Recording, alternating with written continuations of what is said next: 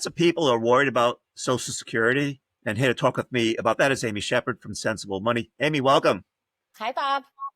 So many people are worried, and that includes some of your clients who are asking you questions about the status and state of Social Security.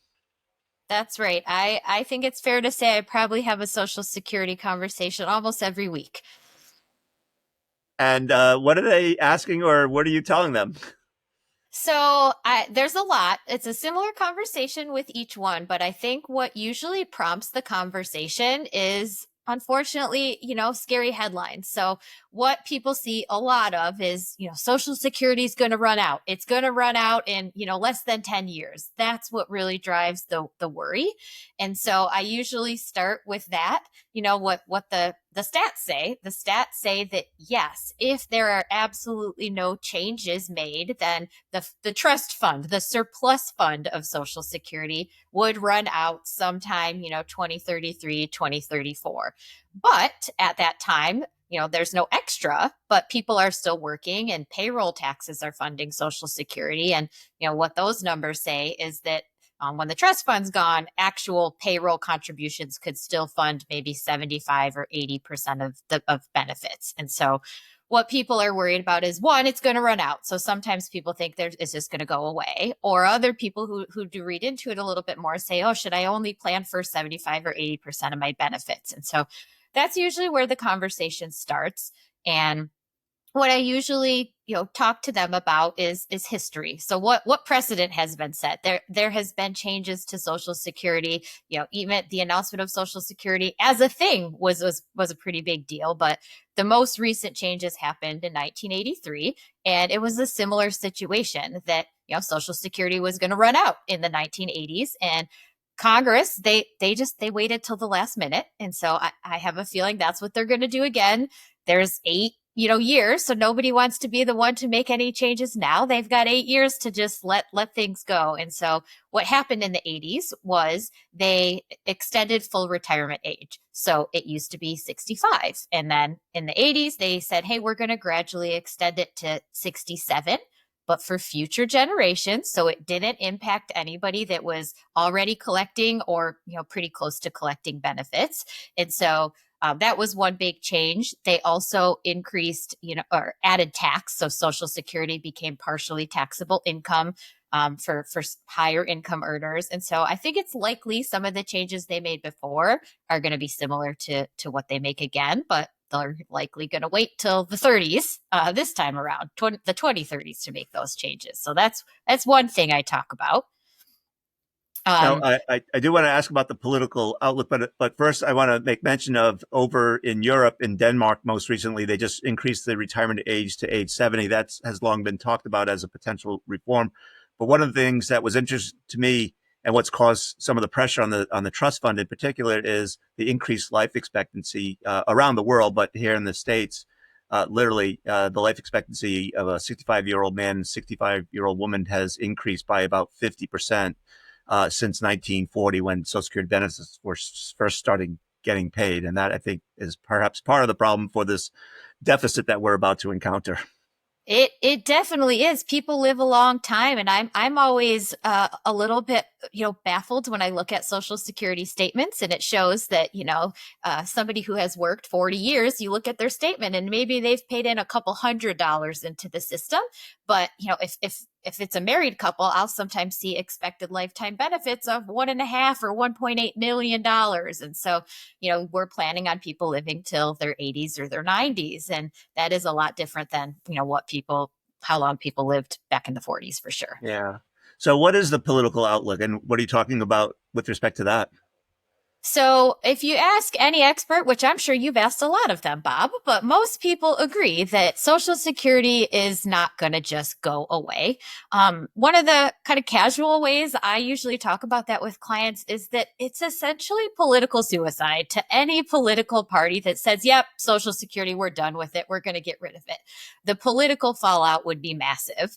But also, so would the social impact. If you just think the stats we all see of how many retirees in our country are living solely on Social Security benefits, like I don't think the benefits are just going to go away. And so that's one piece of the political outlook. Is it just, nobody wants to rush to make the changes. They're going to just keep kicking that can until there has to be changes. But there is bipartisan support too.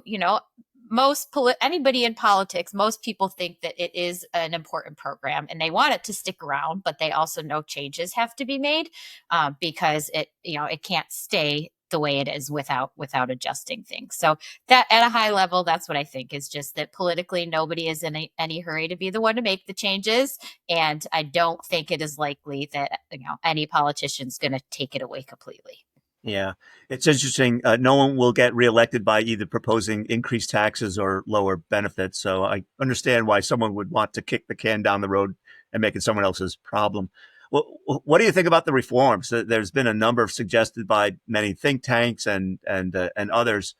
Uh, any thoughts about what could be done?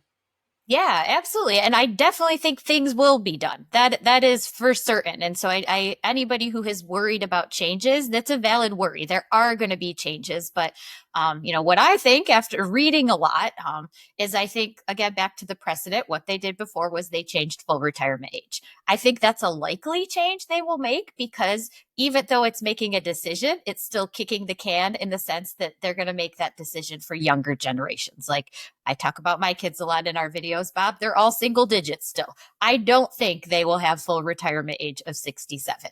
I think for them, it'll likely be a higher age. They have lots of time to plan for it. That's one change. I think, some of the other topics of conversation have been increasing or even eliminating the Social Security wage base. So, like, currently in 2025, you only pay into Social Security on the first roughly about 168,000 of income. The actual number is a little higher. Well, one fairly easy change is to say, well, instead of having a cap, what if we eliminate the cap or make the cap higher? I've heard things that, maybe you pay in on the first $1 million of earnings. And, there's a lot of talk about having high income earners pay their fair share. That's one way to do it, that again has a fairly minor impact on the people, that are paying that, but has a pretty big impact on the benefits themselves. There has also been some talk, you mentioned this, but like maybe changing the calculations on the taxes, or the payroll tax that we pay right now. Employees and employers pay 6.2% each. That can be increased. I think that one's probably lower down on the list, because what you said, no politician wants to say, hey, we're raising your taxes. But I definitely think increasing full retirement age and looking at maybe increasing or eliminating the cap on who pays into Social Security, those are two relatively small adjustments that can have a huge impact on how much revenue is going into the system. Yeah, there's another but seldom talked about reform, which would be today, roughly about 50% of beneficiaries pay tax on their benefits, and worst case up to 85% on the benefit tax, subject to taxes. Some have suggested that maybe that we increase the threshold for someone having to pay 100% of their benefit being subject to taxes. Yeah. Curious for your thoughts on that. Yeah, I mean, I do think that's another likely one too. I think that's lower on the priority list, because if we can kick the can in the sense of, increase full retirement age and, have more payroll tax go in, that should solve some of the problem temporarily. But I think that's another likely thing. That was one of the things I believe they did in the 80s, was they added the tax. Social Security benefits were initially taxable. And so, yeah, they said maximum 85%. Well, maybe they change their mind and they say, you know what, 100%, it is taxable income. Again, I think back to the numbers, and, when you are paying in a relatively small amount compared to the benefits that people who live a long time get, that seems like a reasonable adjustment, but still painful. When you think about, man, I paid tax into the system and now I'm getting my benefits and I have to pay tax on them. It doesn't feel good, but those are things that can help the system stay in place longer. So one other question, oftentimes when I talk to folks at the think tanks, they often say that though politicians don't have an urgency to fix this until the last minute, the longer we wait, the more drastic the reforms will need to be in order to fix it. I'm curious how you think about balancing those two things, that we're going to wait till the last minute, but all the reforms we're talking about today that would solve the problem would have to be even more dramatic. Yeah.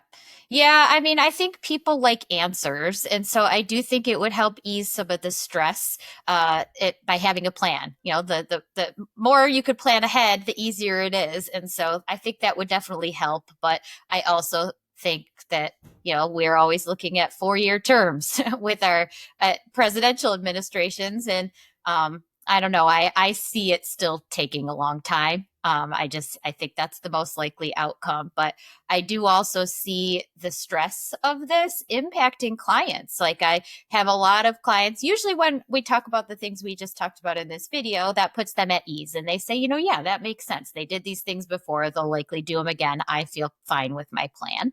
But other clients, they don't. They feel nervous and they decide to take benefits earlier, which it can have a really big impact on their retirement numbers. And so it would be great if we could have some changes implemented sooner so that people can make decisions with all the facts instead of making decisions with worry. But my thought on that, Bob, is that I think it will likely not come soon. I think they'll wait until they have no choice but to do something. Yeah.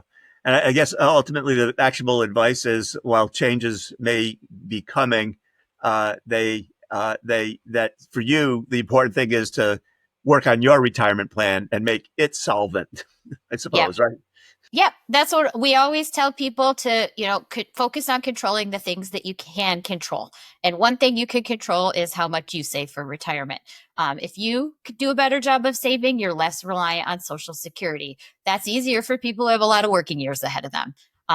For those that, Social Security claiming or retirement is much closer, sometimes we do run the numbers to say, well, what if benefits are reduced? What if you do only get 75%? Or worst case, what if you get none? I don't think that is going to happen, but knowledge is power. And sometimes when people see the numbers, if they say, I want to just know worst case scenario if Social Security goes away, what do the numbers look like for me? Or how much will I have to adjust my spending?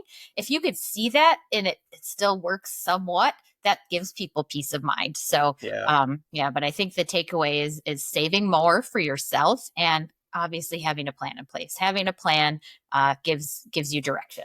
Yeah. So the last thing I'll mention, Amy, too, is sometimes I think about putting all this in perspective. So for folks who are in the lower income quintile, Social Security represents a larger amount of their pre-retirement, of their income in retirement. And for those who are in the upper income quintile, it represents a significantly smaller amount of their income in retirement.